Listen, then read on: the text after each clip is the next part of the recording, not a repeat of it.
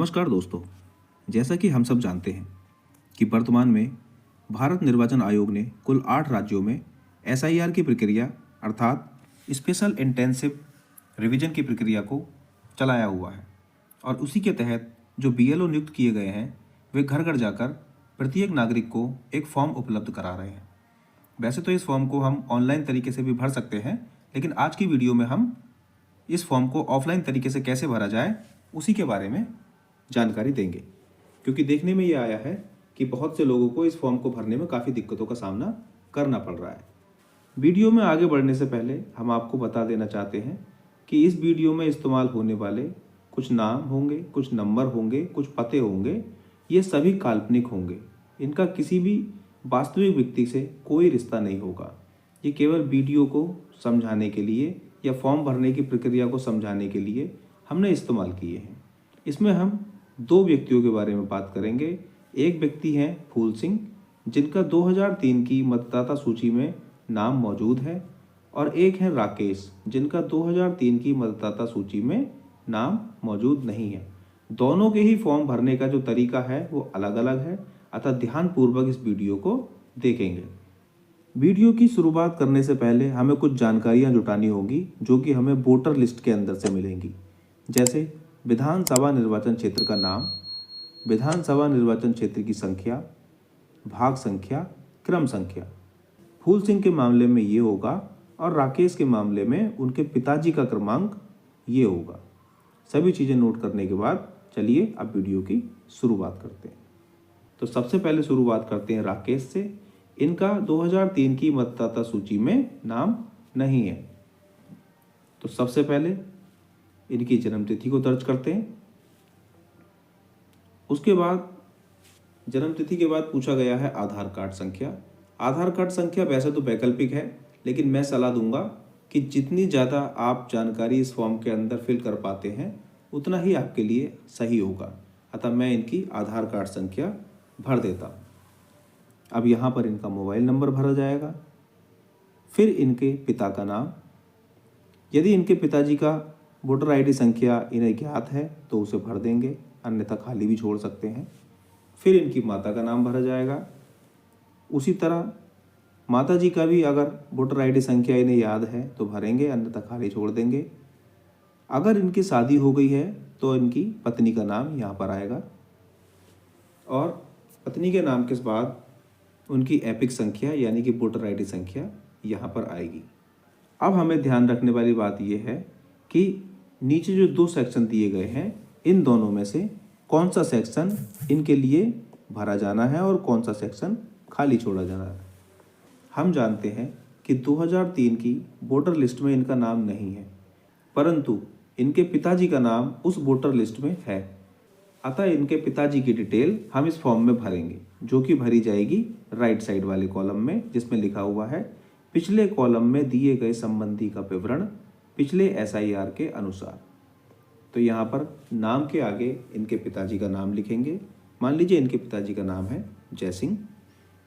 इनकी एपिक संख्या है UP/7/032/0663244।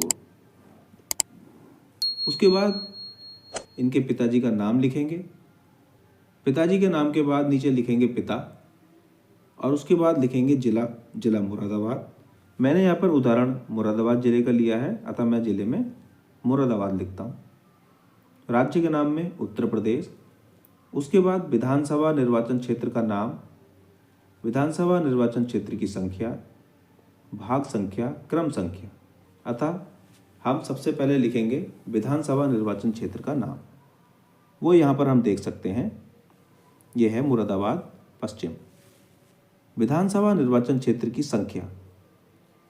संख्या में लिखेंगे हम 16। भाग संख्या है 178, और क्रम संख्या में हम लिखेंगे 685। अब फॉर्म को भरने के बाद आप थोड़ा नीचे जाएंगे तो यहाँ पर आपको देखने को मिलेगा मतदाता या किसी अन्य वयस्क पारिवारिक सदस्य के हस्ताक्षर या फिर बाएं अंगूठे का निशान, रिश्ते का उल्लेख करें तिथि सहित। अर्थात यदि फॉर्म ये आपके द्वारा स्वयं भरा गया है तो आप यहाँ पर अपने हस्ताक्षर करेंगे और दिनांक डालेंगे। लेकिन अगर आपके किसी परिवार वाले व्यक्ति ने आपके बिहाफ पर इस फॉर्म को भरा है तो वे अपने साइन करेंगे, दिनांक डालेंगे और उसके बगल में लिखेंगे मतदाता से रिश्ता। यानी कि अगर आपके भाई ने भरा है तो वो लिखेंगे मतदाता का भाई। और इतना सब कुछ भरने के बाद आप ऊपर फोटो के बगल में अपना वर्तमान फोटो चिपकाएंगे। फॉर्म पूरा भर गया है और अब इसे आप बीएलओ के पास जमा कर सकते हैं। अब चलिए दूसरे फॉर्म की तरफ चलते हैं। फूल सिंह जी, ये वे व्यक्ति हैं जिनका 2003 की वोटर लिस्ट में नाम है, तो इनका फॉर्म अलग तरीके से भरा जाएगा। चलिए शुरू करते हैं। सबसे पहले मांगी गई है जन्मतिथि, तो इनकी जन्मतिथि भर देते हैं। उसके बाद मांगी गई है आधार संख्या, ये वैकल्पिक है, भरना चाहें तो भर सकते हैं, मैं सलाह दूंगा कि ज़रूर भरें। उसके बाद मोबाइल नंबर भरेंगे। उसके बाद भरेंगे पिता या अभिभावक का नाम, तो ये अपने पिता का नाम यहाँ पर भरेंगे। इसके बाद इन्हें अगर अपने पिता की वोटर आईडी कार्ड की संख्या याद है या इनके पास उपलब्ध है तो उसे भर देंगे। उसके बाद ये भरेंगे अपनी माता का नाम, फिर माता की वोटर आईडी कार्ड संख्या यहाँ भर देंगे। उसके बाद भरेंगे अपनी पत्नी का नाम, इनकी पत्नी की वोटर आईडी कार्ड संख्या। अब हम चलेंगे नीचे। अब हम ये जानते हैं कि फूल सिंह जी का नाम 2003 की वोटर लिस्ट में मौजूद है, तो हम यहाँ देख सकते हैं पिछले एसआईआर की मतदाता सूची में मतदाता का विवरण, यानी कि जिसके लिए फॉर्म भरा जा रहा है उसका विवरण, यानी कि इनका नाम तो है, तो हम यहाँ इनके पिताजी का विवरण ना भर करके इनका विवरण भरेंगे। तो इनके मामले में, फूल सिंह जी के मामले में हम ये वाला सेक्शन भरेंगे और इस वाले सेक्शन को खाली छोड़ेंगे। तो सबसे पहले मांगा गया है निर्वाचक का नाम, तो यहाँ लिख देंगे फूल सिंह और इनकी वोटर आईडी कार्ड संख्या यहाँ लिख देंगे। यहाँ पर आ जाएंगे और लिखेंगे इनके पिताजी का नाम और संबंध में लिख देंगे पिता। जिला मुरादाबाद, राज्य उत्तर प्रदेश, विधानसभा निर्वाचन क्षेत्र ये है मुरादाबाद पश्चिम। विधानसभा निर्वाचन क्षेत्र की संख्या में लिखेंगे हम 16 और यहाँ पर लिख देंगे क्रम संख्या में 699। तो इतना करने के बाद अब आपको अपने हस्ताक्षर करने हैं, उस पर दिनांक डालनी है और अपने फॉर्म पर अपना नवीनतम फोटो यानी कि वर्तमान फोटो चिपका देना है। अगर फॉर्म भरते समय फिर भी कोई समस्या आती है तो आप देख पा रहे हैं सबसे ऊपर लिखा रहता है बीएलओ का नाम और मोबाइल नंबर। आप सीधे इस मोबाइल नंबर पर कांटेक्ट कीजिए और बीएलओ से अपनी समस्याओं का समाधान पूछिए। तो आज की वीडियो में हमने देखा कि कैसे हम दोनों ही मामलों में अपने एसआईआर के फॉर्म को फिल करके बीएलओ के पास जमा कर सकते हैं। अगली वीडियो में हम देखेंगे कि इस एसआईआर के फॉर्म को ऑनलाइन तरीके से कैसे भर सकते हैं।